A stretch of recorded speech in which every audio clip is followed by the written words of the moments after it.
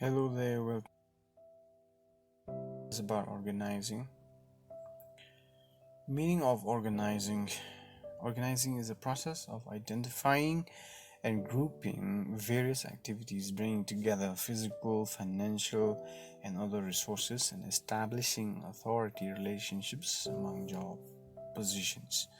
Now, organizing is about arranging all the activities or including the financial or physical and even the workers, employees are being grouped together, are being arranged. Okay, so when we say physically, when we say physical, it includes the proper properties, includes the plant, the layout of the plant or the layout of the building, the seating arrangement, the arrangement of furnitures, and then the arrangement of the workers with regard to their seats, with regard to their place, with regard to their offices, with regard to the levels of management. The process of organizing includes everything that is both physical and non-physical activities of the particular organization. And apart from that, it do establish the relationship between authority and responsibility, and it is important for the organization to go through the Let's go through some of the definitions here. Okay, I didn't include any definitions, but there are definitions in the book. George Terry said, organizing is a process of establishing effective authority relationships among selected persons, and workplaces in order for the group to work together efficiently. So organizing is about making all the workers, employees, including resources like money, men, machine, material, need to be organized. Okay, there should be a series of steps where managers need to take into consideration, and apart from that, most importantly, is about granting of authority, giving of assignments and duties to each workers. Now let's jump to the importance of the first point here is specialization. So specialization, I think you must have learned about specialization as one of the principles of management, that is division of work. So in the process of organizing, work is divided and subdivided into compact and convenient jobs. Specializations means, or in other words, we can achieve specialization through organizing by the way of dividing works accordingly, and doing that, it leads to specialization, because each and every persons who are specializing in a particular field is grouped together with a similar type of jobs, similar activities. So all accounting works are done by accountants, and all these activities are grouped together. Apart from that, when it comes to production, when it comes to acquiring of raw materials, then the process of producing these raw materials and converting them into finished goods, all these activities are grouped together. So it brings specialization in the sense that it gives more time. It reduces time, and it gives more confidence and convenience to all workers in different levels. Next is optimum use of resources, human resources actually. So organizing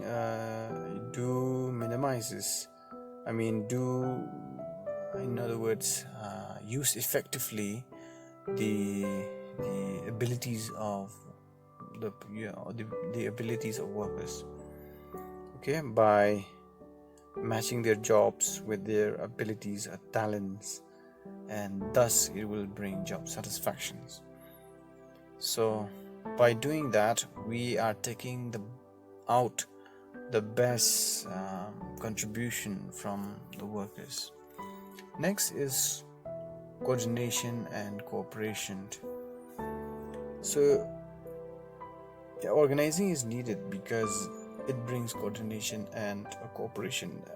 Do remember that coordination is the function of management which is present everywhere in all the functions of management. So coordination, organizing requires each and every workers who are grouped together when it comes to similar activities. It demands that each and every person to work together, to be obedient, to respect each other, and to respect the rules and regulations laid down. In that sense, it brings coordination.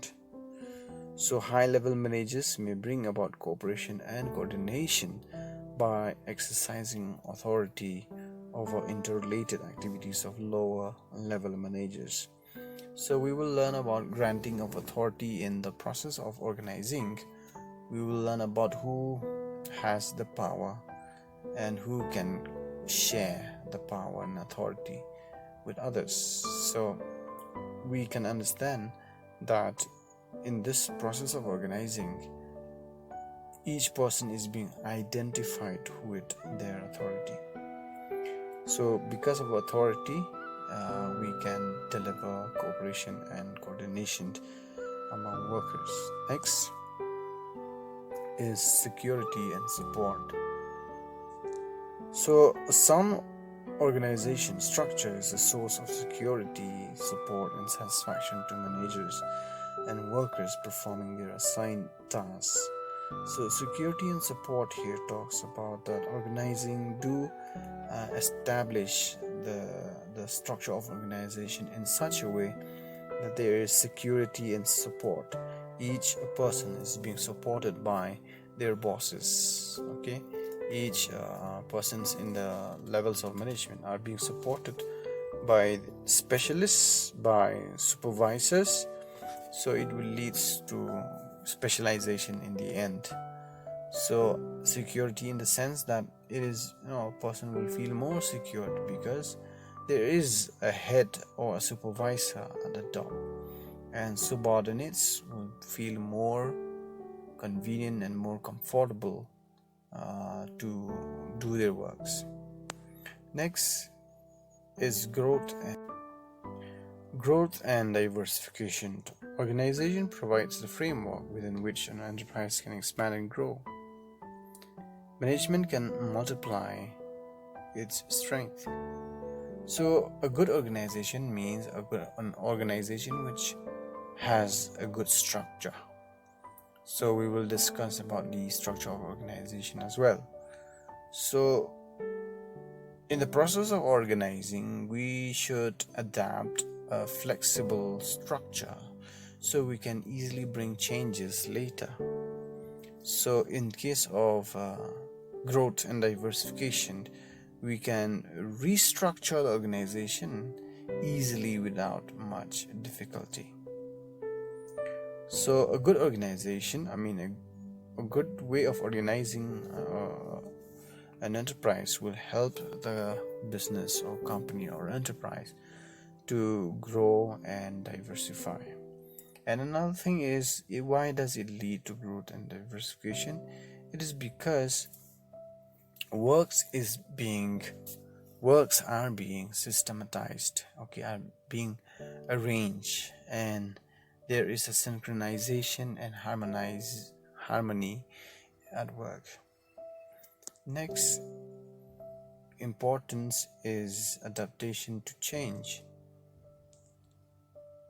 A properly designed organization structure is flexible to facilitate adjustment to changes in workload caused by changes in external environment. Now, like I mentioned earlier, that in the process of organizing, we should always adapt a flexible structure of organization so we can bring changes later if there's a change in the external environment, most importantly, like the change in technology, in economy, in the political environment, and or even in the social environment. We can bring those changes easily without much difficulty. So it's important because we had already prepared this, how to organize an organization if this is the case, if this is the problem. Now, training and development is the next point. Organizing is important because it brings training and development to personnel. Now, training and development of personnel increases the talents, increases the skills of a particular employee or worker. So, a good organization which adapts a sound or good structure of organization will allow creativity, innovation, and flexibility in that particular organization or enterprise. So therefore, it gives more place, more time for training and development of employees. Next important is that aid to management. Organizing as a whole is part of the management, is function of management. So this is a very important foundation of the organization. This is where the whole management runs, or in other words, the whole management depends on. Talking about the top level, the middle level, low level managers, it all depends upon how do we make the structure of organization. So organizing is important because it is the foundation of any organization. Who will be the boss and who will be the subordinates, who will be the superiors, and how many superiors and how many subordinates, okay, in a single line, in the chain or in the levels of management. So therefore, organizing do provide an aid to management, okay, to achieve objectives, to enable that particular organization to achieve their goals. So these are the importance of organizing. Let's move now to the process of organizing. The process of organizing is simple. We have division of work, grouping activities, assigning duties, delegation of authority, coordination of efforts. Now, division of work, it means dividing of work, total work being divided into specific jobs. Now, these specific jobs are being given to different employees and subdivided to different employees. Now, whoever take the jobs are qualified, eligible, skillful employees. So, division of work is a process of dividing work and grouping all these similar type of work together. Alright, next point is grouping activities. Like I said, dividing work first, okay, and then we need to go to the next step, that is group those jobs or activities which are similar, okay, and or related. We can group together those type of works. In the step of division of work, there is an example, like in the case of teaching, library, sports, office administration, in schools. All these activities, as you can see, are divided accordingly.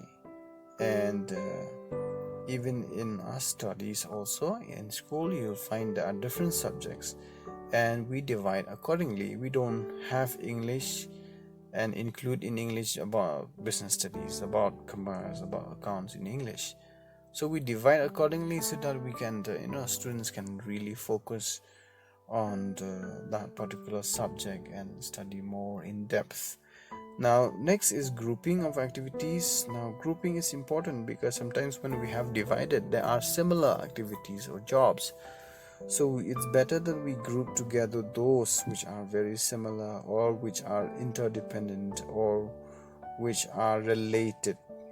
Okay, we need to identify those types of activities, or we can come as a group or a department. We group together as a department. Okay, like in a manufacturing company, they might involve all the works of raw materials, acquiring of raw materials, and then the process of keeping in the stocks, and then the process of producing, and all those activities under the production department. Next, we have assigning duties. The next step after grouping these activities is about assigning duties to whoever is suited, whoever individual who is in charge of that particular department. He or she will be given authorities, okay, and also duties. Now it is the duty of that person to look after these group activities. Okay, and next is delegation of authority. So assigning of duties means assigning of work and tasks, and delegation of authority. Now it seems like here we have assigning duties and then we have delegation of authority, but in reality all these things, all these steps work instantly. I give duties and then I also give authority. Okay, so it goes along.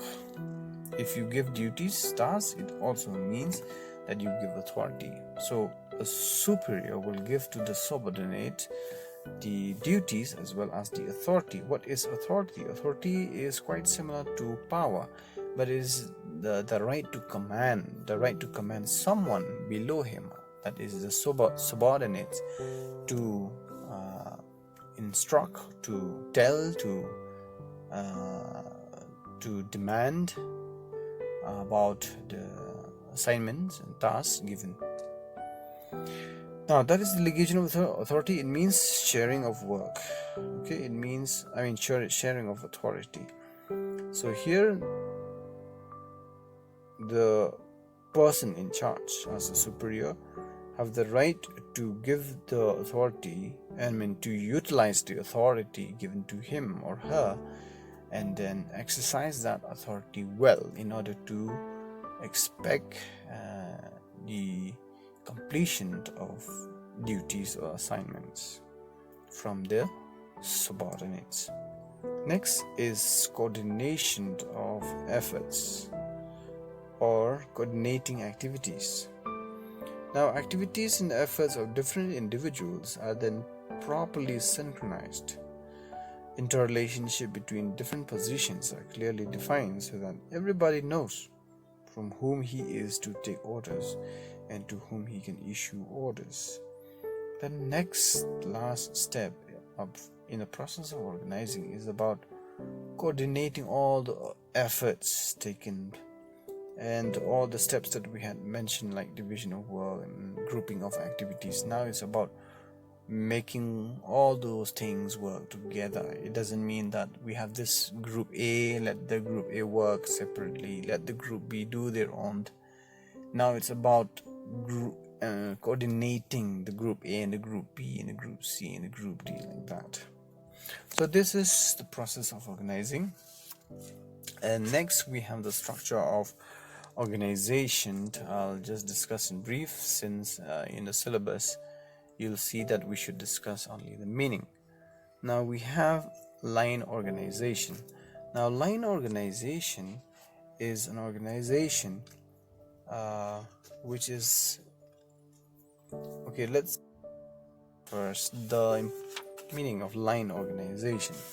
Now line organization, the term line here, it refers to the line of authority. Please do remember this. Line means the line of authority. It comes from A to B to C to D, like that. So there's a line which is drawn from where the authority comes to where it should go. So it's called line organization. Line organization refers to a direct chain of command through which authority flows from the top to the bottom. There is what they call as the scalar chain. In a line organization, there is a line drawn. Okay, if you go to your book, you will see the example there. I believe there is an structure, an example. In my book, it would be page 194.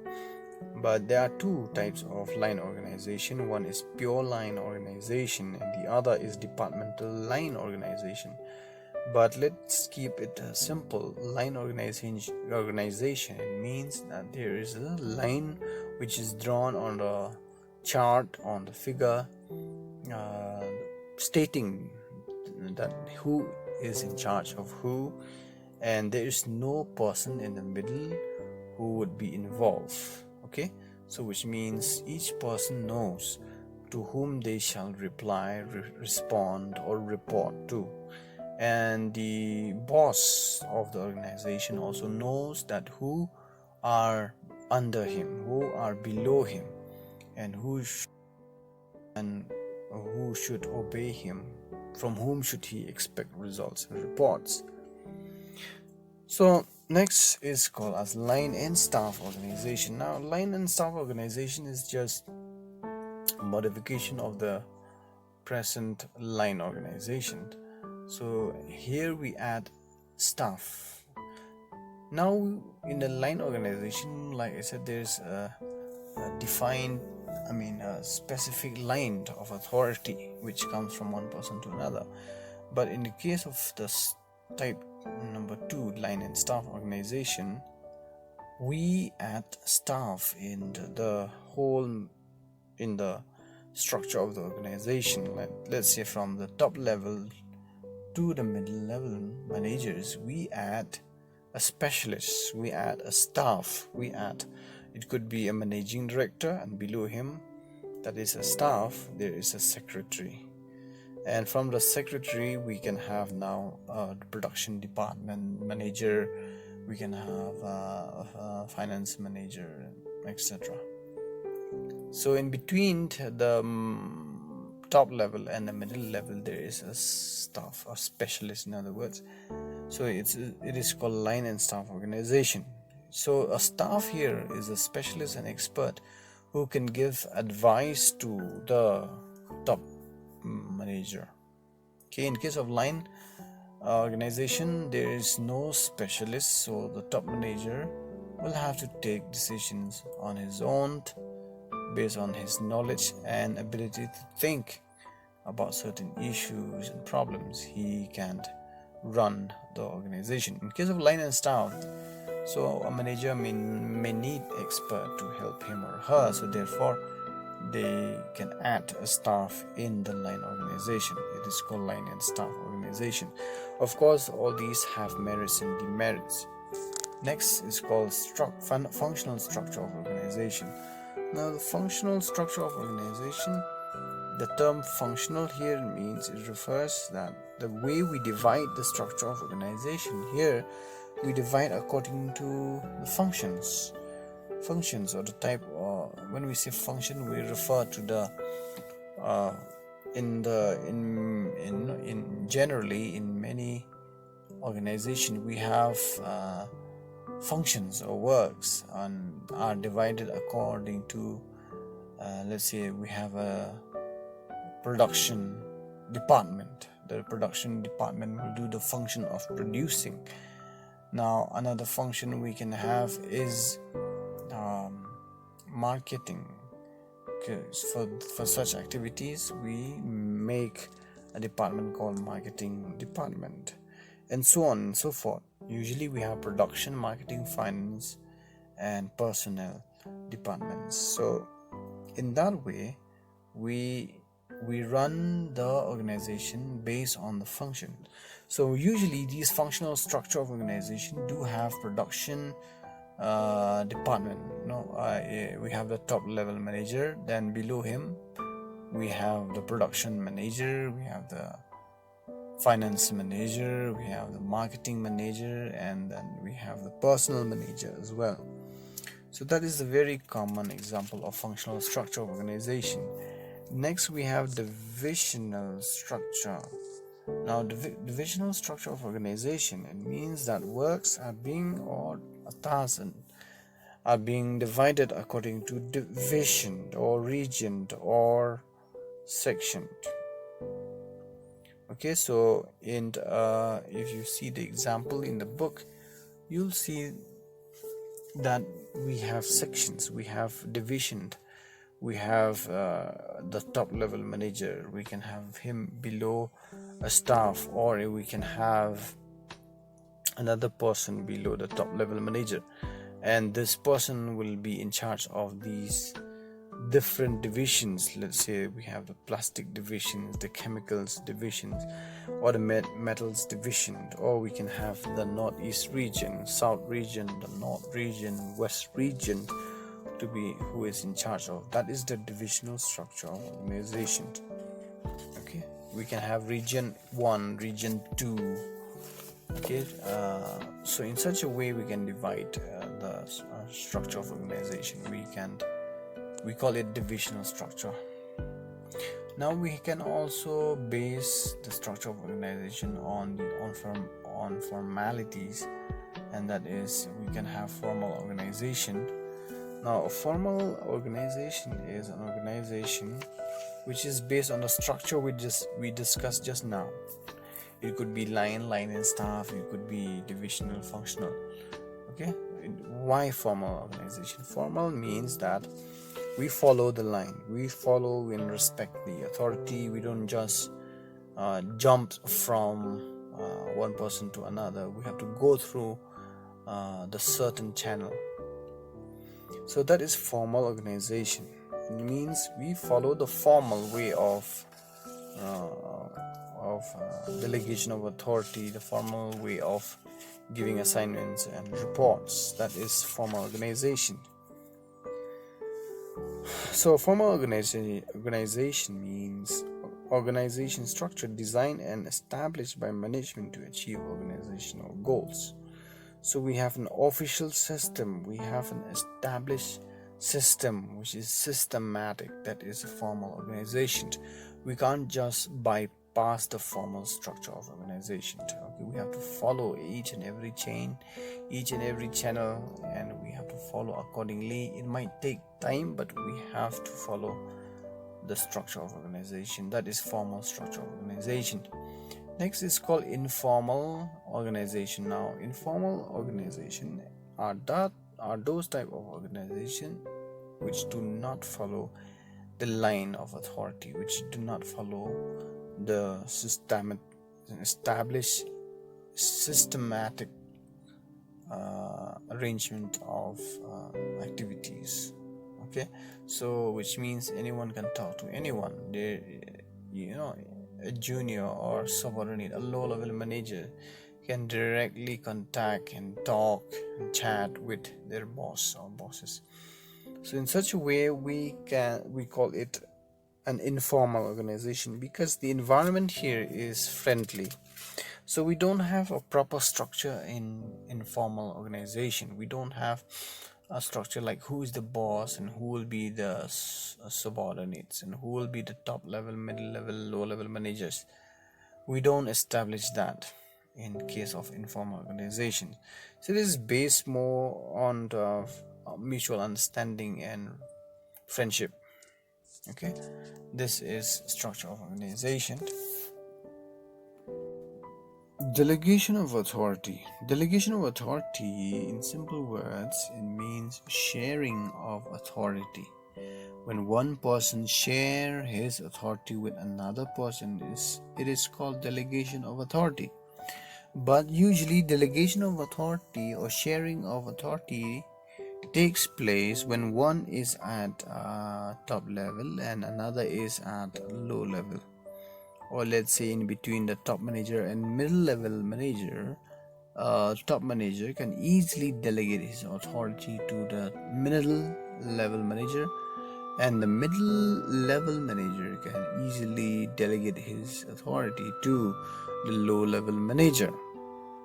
Okay, But do remember that in different levels there are persons, okay, who are at the same level or at the same rank. So a production manager cannot delegate authority to finance or marketing manager because they are at the same level. So therefore, usually when we say delegation of authority, it means that authority is being shared, it is being passed on from the top to the low level manager. Okay, it means that authority goes down. So therefore, in the process of delegation of authority, authority flows downward, right? Now, the process of delegation of authority, it means we assign duties, it means that we entrust authority, it means that we expect authority from responsibility from the person. And next is delegation of authority by, the meaning of delegation of authority by Theo Haymond. Delegation of authority merely means granting of authority to subordinates to operate within the prescribed limits. So, in the process of organizing, we had learned that who will be who will be the boss, who will be below the boss, and who will take up the authority and responsibility. So, in delegation of authority, according to Theo Heyman, it is just the process of granting authority to the subordinates. The subordinates means the juniors, okay, and we give them authority and we expect from them so that they can use that authority within their limits, and by doing that they can we can run the business, or we can exercise works and assignments given. So usually when assignment and duties are given, authority is also given.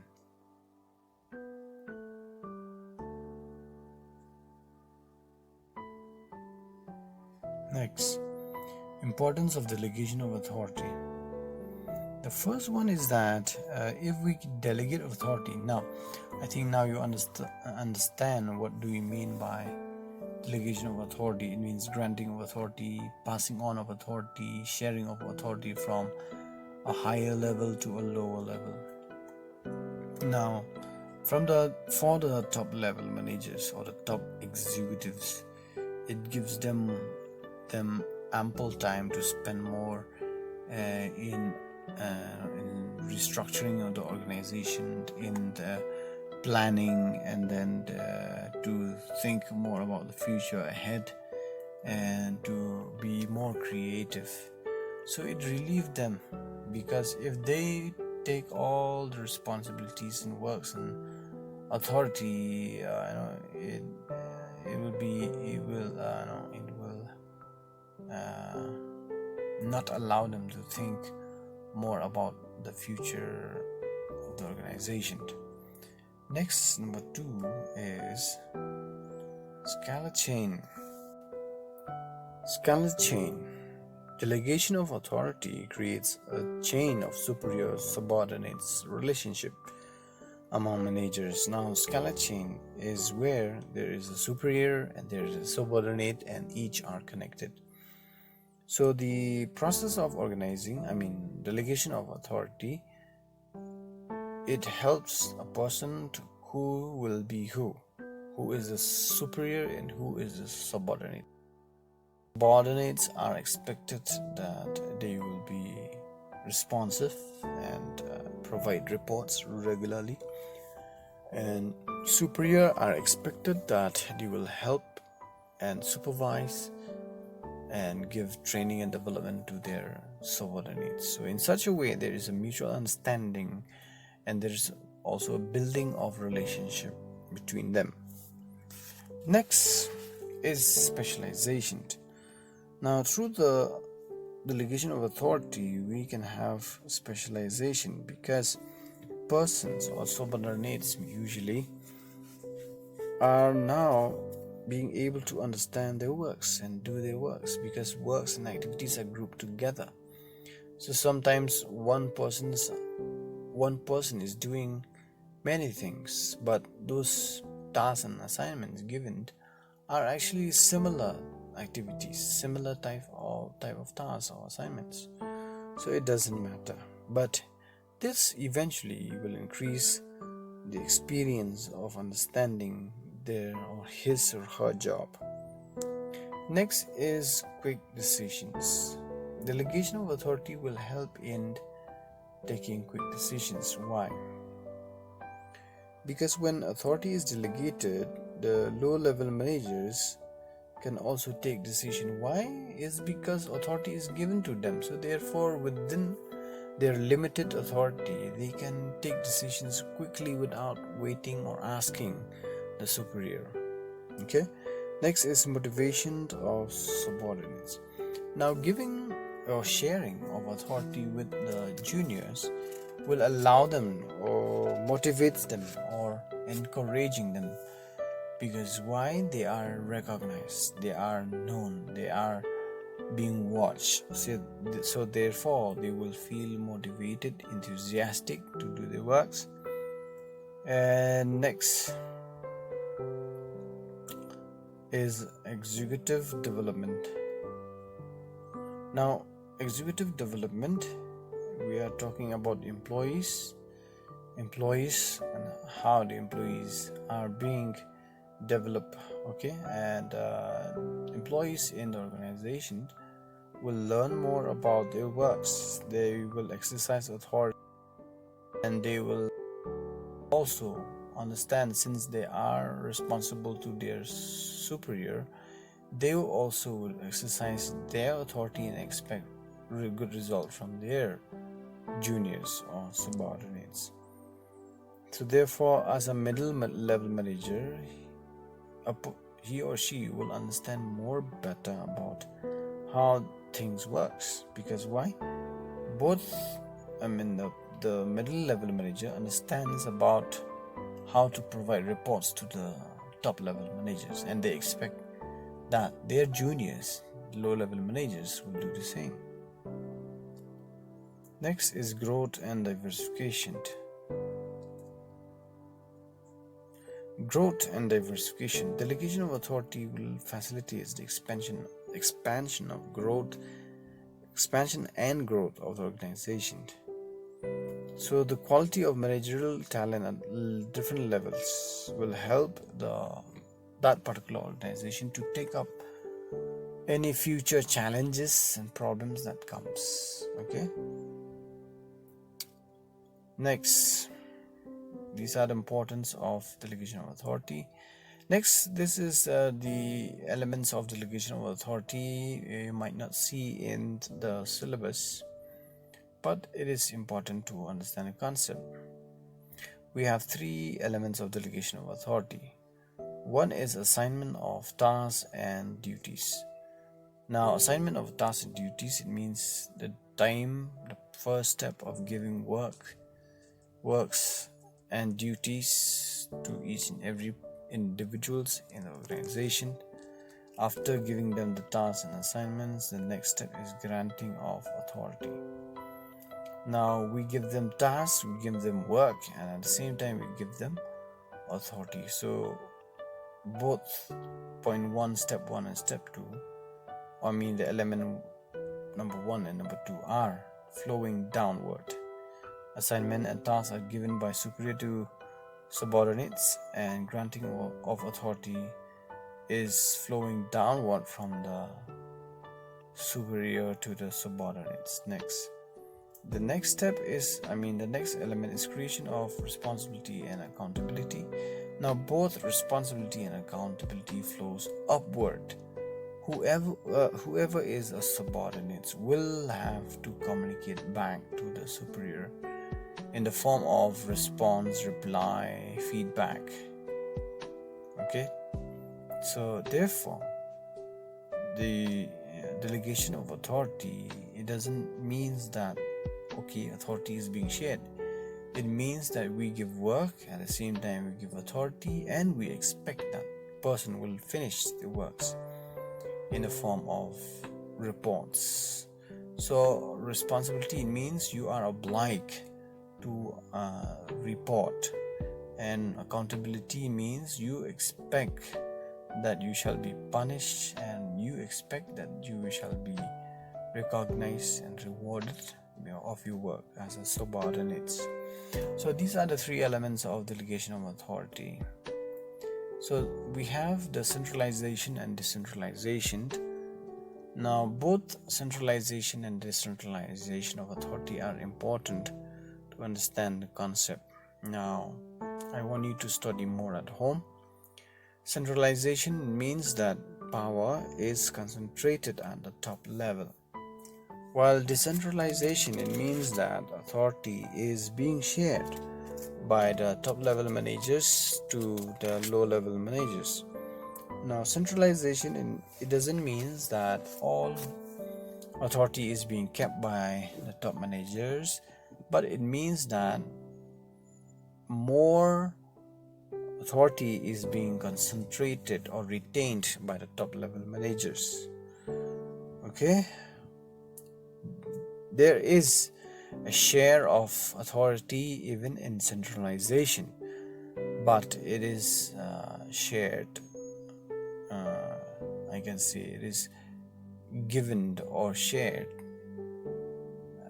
with the subordinates, but with little amount, I can say, or very little authority is being shared with the subordinates in case of centralization. But in case of decentralization, more authority is being shared with the subordinates from the top level to the low level managers. So decentralization, again, it doesn't mean that the top level managers doesn't have authority. It means that they have shared a lot. They have given more authority to their juniors, even though the supreme authority retains with them, but they have given major authority to the juniors, to the subordinates.